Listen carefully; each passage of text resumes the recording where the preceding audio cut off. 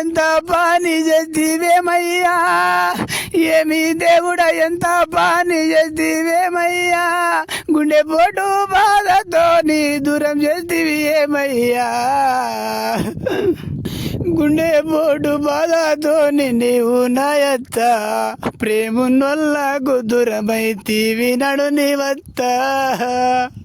అగ్నిపేట నీ పెద్ద బిడ్డ చూడత్తా,